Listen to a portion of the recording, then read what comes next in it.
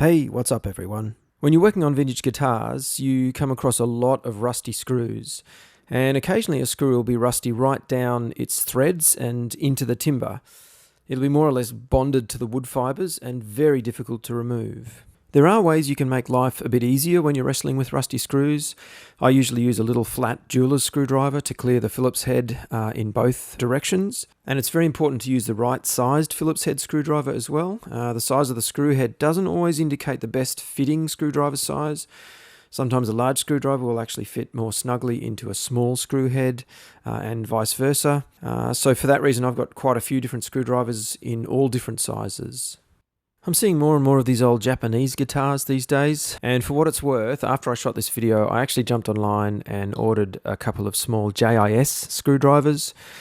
I think it stands for Japanese Industrial Standard or something like that. They're designed especially for Japanese screws. They are ever so slightly different from regular Phillips heads, although you can barely see it with the naked eye. But they fit really snugly, and because of their geometry and the way the driver engages with the screw slots, the JIS screwdrivers don't cam out as much when they're being torqued. Anyway, with this pickup surround, 3 of these were difficult, but came out okay in the end. But the 4th one was really stuck, plus its head was already a bit damaged, probably from someone else having a bit of a go. So unfortunately I had to drill out the head, and this of course leaves a broken screw in the timber. So in this video I'm going to show you an old woodworking trick for removing broken screws.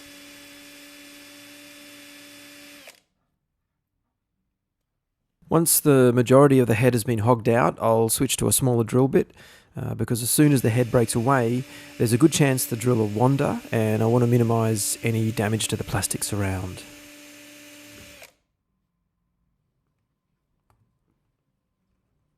So, from a local metal fabricator, I bought 3 offcuts of stainless steel tube. They kind of look like aluminium, but that's just because they aren't polished. They only charged me $5 for these, and I'm going to make a set of small screw extractors. I've got 3/16, 1/4 inch and 5/8 tubes here. That's their outer diameter, and these should cover me for anything from machine head screws to bolt-on neck screws. You can see these pieces are about 100mm, which is longer than they need to be, but there's no real reason to cut them shorter. They'll work fine just like this. Here I'm just tidying up the cut ends, first with a file and then some 320 grit paper. Next, I'm going to cut some slots in the end of each tube, and I'm wrapping that tape on as a guide so the slots are an even depth. The 2 smaller tubes I'll cut twice for 4 slots, and this guy, the 5/8 tube, will get 6 slots with 3 cuts. Now I'm going to use a Dremel to grind these 6 segments into little barbs. Notice I've moved the tube over to the left of the vise. That's because I'm right-handed and I can anchor my hand on top there, and it gives me a bit more control with the Dremel handpiece. I've said it before, but it bears repeating. With a Dremel, or really any power tool, you really have to wear safety specs. Believe me, you'll get crap in your eyes if you don't. So here I'm working the back of each segment down like a ramp until the flat part of this conical stone just kisses the leading edge of the previous segment. Because of that 60 to 70 degree angle between the base and the sides of this particular grinding stone, I can keep the handpiece more or less stationary, as you can see, and the trailing edge of each barb will come up to a nice point at the top of each ramp.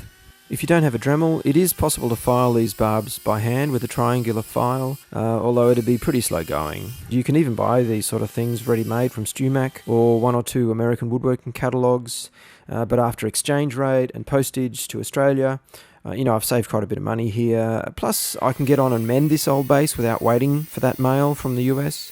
And even though stainless won't hold an edge quite as well as tool steel, for me, these will get only very occasional use. Plus, I think it's just kind of satisfying to make your own tools and jigs. Here I'm just lightly deburring the outer edges of these with a file, and they'll be ready to go.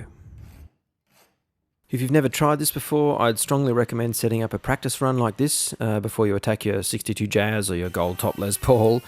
To be honest, I haven't had to pull a busted screw like this for several years, so that's why I'm having a quick practice run myself. If the screw's broken off flush with the surface, then unless you use a drill press, the tube will wander all over the place. So you need to drill a hole in a piece of scrap timber to act as a guide. For that matter, if you don't have a drill press, you can use an old set square like this with a ruler removed to line the drill up so it's perpendicular. Here I'm just using a long series drill bit to clear the tube. You could also use a stiff piece of coat hanger wire or something. Actually, a bicycle spoke works very well for this too. So it's onto the actual repair now. The broken screw is sitting proud of the body by 3 or 4 mil, and my 3/16 tube is actually a fairly close fit, so it's not going to wander, so I didn't bother with a guide. You just have to take your time, stopping once or twice to clear the barbs of the timber debris.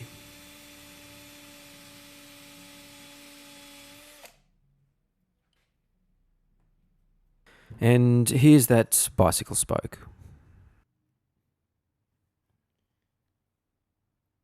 Obviously, I now have a 3/16 hole to fill, so I'm going to turn down a piece of 6mm Vic Ash doweling that I had kicking around the workshop. If you lay a drill over like this and make sure it's turning towards you, it's easy to size a dowel with just a sanding block.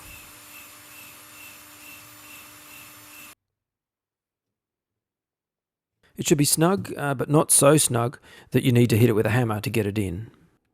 I'm going to cut it right on that pencil line, and I have to take it slowly because I don't want it to break off early and split down the grain.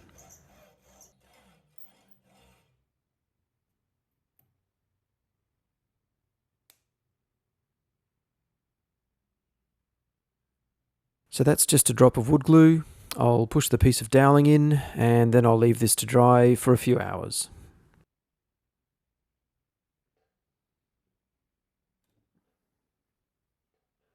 These screws are well past it, so I'll look through my stash and try and find some replacements. These 4 are the right size, but they've also got a bit of patina, so they'll look right on this base. And I'll use this countersink rose just to tidy up the hole. Before I put the new screws in, I'll use a little smear of lanolin grease on the threads to protect them from rusting. And in the doweling, I'll use this little Phillips head screwdriver as a center punch for the pilot hole.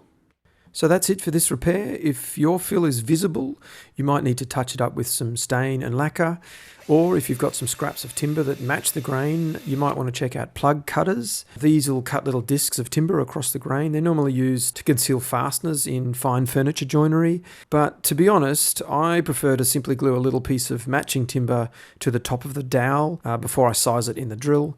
With a bit of practice, you can sand it with a slight taper, then trim its length so it'll have a nice close fit at the top. Perhaps I'll show this in a future upload. Thanks for watching. I hope you enjoyed the video. Please go ahead and like, share, subscribe, or comment, and I'll see you next time.